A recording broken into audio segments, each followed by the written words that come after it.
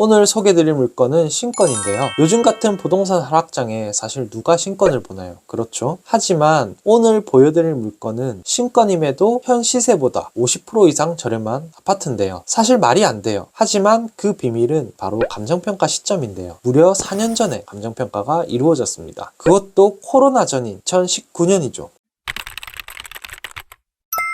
안녕하세요, 원어장입니다. 오늘은 2019 타경 506021 용인 아파트인데요. 혹시 눈치를 채셨나요? 2019 타경입니다. 2019년도 물건이 2023년인 현재 시점에 나온 거죠. 사실 경매지를 처음 접하는 사람들은 가장 먼저 여기 우측에 있는 가격과 유찰 횟수를 먼저 보는데요. 이게 어느 정도 레벨업을 하고 나면 사건 번호를 같이 보기 시작을 하죠. 다시 올라가서 위치를 보니까 기흥에 위치한 하버비 마을 동일 하이빌 2차 아파트입니다. 이름도 기네요. 11층 남향에 위치를 했고 건물 면적이 48평이니까 즉 전용이죠. 아파트로는 65평형 대형 평수입니다. 방이 4개, 거실 그리고 주방이 있네요. 아마도 거실이 운동장일 것 같아요. 2028년 8월에 입주를 했고 837세대 12개 동입니다. 주차는 세대당 1.8대면 아마 넉넉할 것 같아요. 건폐율이 무려 12%입니다. 그러면 아주 조경이 잘 돼 있거나 공원처럼 돼 있다는 뜻이죠. 위치를 보면 지하철역인 구성역에서는 거리가 먼 것 빼고는 앞에 탄천로나 그리고 스타벅스 그리고 옆에 언동초등학교 중학교 다 있고요.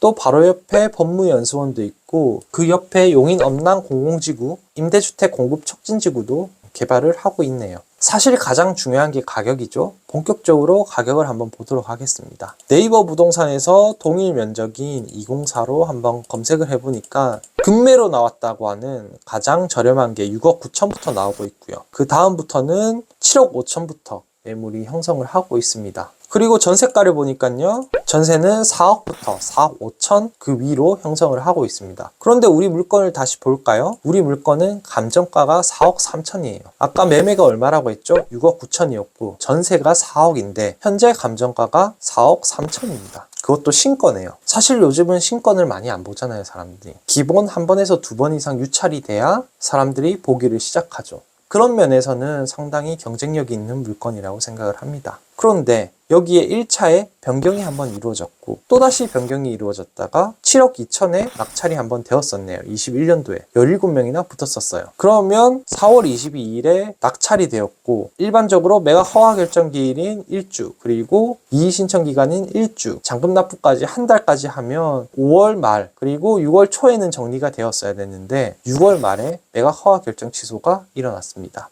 그리고 변경이 돼서 다시 나온 거예요. 매각 허가 결정 취소라는 거는 사실 잘 보기가 드물죠. 일반적으로 미납이면 미납이고 불허가 신청이면 불허가 신청인데 매각 허가 결정 취소가 났어요. 그러면 아래쪽에 혹시 권리가 문제가 있었을까요? 아래쪽에 권리상 임차인 현황을 보면 소유자의 가족이 산다고 하고 전입신고는 하지 않았다고 해요. 그러면 대항할 수 있는 임차인은 없는 거네요. 전입신고가 되어 있지 않으니까요. 아래쪽에 최선순위도 근저당으로 문제가 없습니다. 권리상에는 분명히 하자가 없어요. 그런데 왜 이 낙찰자는 매각 허가 결정 취소를 해서 보증금을 받았을까요? 문건 송달 내역을 한번 보면요. 복잡합니다. 위쪽에 강제 집행 정지 신청도 있었고 기일 연기 신청도 있었고 낙찰이 4월 22일에 됐었죠. 그리고 다음날 채권자 측에서 또 보증서를 제출을 했습니다. 뭔가 수정할 게 있다라는 거죠. 채무자는 계속해서 집행 중지 신청서를 제출을 했습니다. 결국에는 이 매수자 측에서 보증금 환급을 신청하고 다시 경매에 나오게 됐는데 그렇다 보니까 4년이라는 시간이 흐른 것 같아요. 그러면 낙찰자 입장에서는 뭐예요? 요즘에는 쳐다보지도 않는 신건이죠.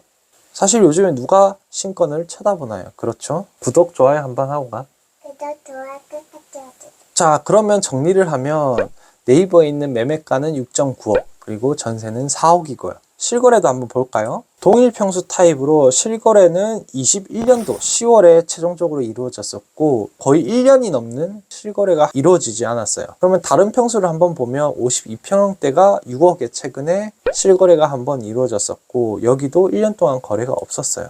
42평도 마찬가지예요. 그러면 해당 아파트에 이렇게 거래가 없으니까 주변 아파트도 같이 볼게요. 1차도 1년 반, 거의 2년이 넘게 거래가 없었네요. 사실 대형 평수다 보니까 그럴 수도 있는데 주변에 거래가 사실 많이 뜸하긴 합니다. 그러면 단타 입장에서는 냉정하게 생각을 하셔야 돼요. 갭을 아예 낄 거냐, 아니면 빠르게 치고 빠질 거냐라고 생각을 해야 되는데, 빠르게 치고 빠지기에는 거래량이 쉽지 않죠. 그리고 대형 평수라는 특수성도 있어요. 아무튼 그 부분은 잘 판단을 하셔야 되고, 요즘에 급매물들이 사실 많이 나갔고 사라지긴 했어요. 저도 항상 이제 부동산 경기를 파악하기 위해서 일부러 내놓는 경우가 많은데, 최근에는 진짜 많이 보고 왔었어요. 지난달까지 금리가 잠깐 빠졌잖아요. 그런데 오늘 또 미국에서 실업률이 역대 최저치라는 이야기가 나왔고, 그러면 실업률이 낮다라는 얘기는 뭐죠? 우리 파월 형님께서 또 금리 인상 속도를 높이겠다고 예상이 되는 거죠. 그러다 보니까 채권 금리들도 다시 날뛰기 시작했어요. 사실 장기 투자 입장에서는 이런 게 중요하지가 않아요. 마음껏 사시면 되고, 하지만 단기 입장에서는 이런 게 중요하죠. 타이밍을 잘 맞춰 사시면 되고, 그 타이밍이 언제인지는 사실 저도 잘 모르겠습니다. 그리고 아파트 시장과 토지 시장이 사실 또 달라요.